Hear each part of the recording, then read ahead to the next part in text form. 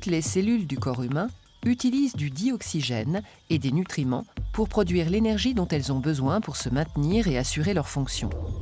Se contracter pour les cellules d'un muscle, traiter et propager le message nerveux pour les cellules nerveuses, produire des enzymes digestives pour certaines cellules pancréatiques.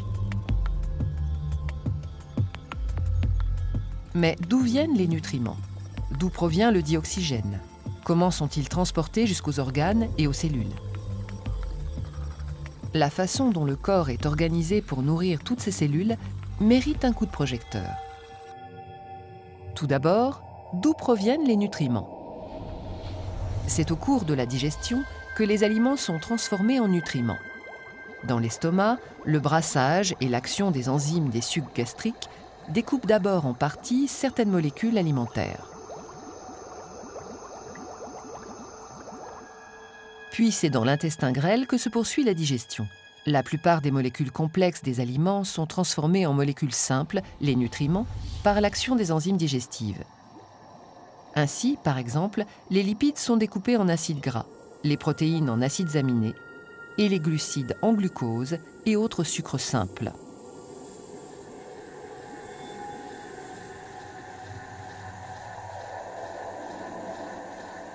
Certaines molécules non digérables par nos enzymes, comme les fibres alimentaires, sont transformées grâce à l'action du microbiote intestinal. Cet ensemble de micro-organismes vivant en symbiose avec nous dans l'intestin synthétise aussi certaines vitamines.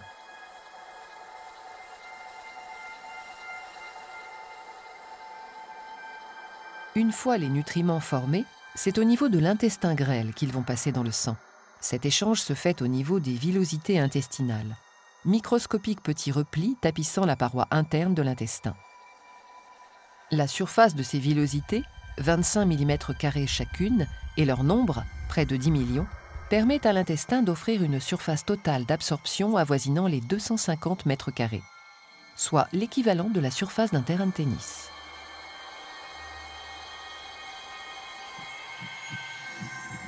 Les nutriments sont alors transportés dans tout l'organisme par le sang et distribués à toutes les cellules de tous les organes, même les plus éloignés de l'appareil digestif. Si l'apport en nutriments est plus important que les besoins, ils sont alors mis en réserve. Le foie stocke les glucides sous forme de glycogène en vue d'une restitution ultérieure. De la même manière, le tissu adipeux fait des réserves sous forme de lipides.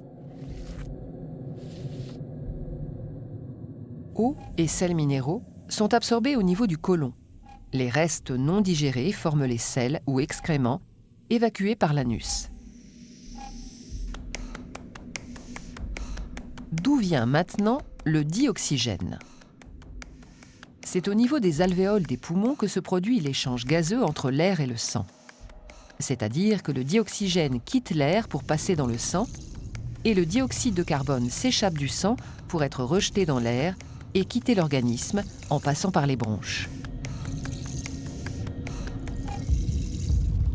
Le sang, qui était pauvre en dioxygène en arrivant à proximité des alvéoles, s'en trouve maintenant au contraire complètement enrichi. Il quitte les poumons par la veine pulmonaire pour aller irriguer les différents organes du corps afin que le dioxygène soit distribué à toutes les cellules de notre organisme.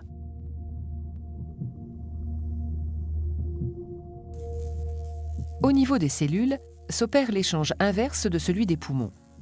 Le sang récupère le dioxyde de carbone produit lors de la respiration cellulaire et libère le dioxygène dont cette dernière a besoin.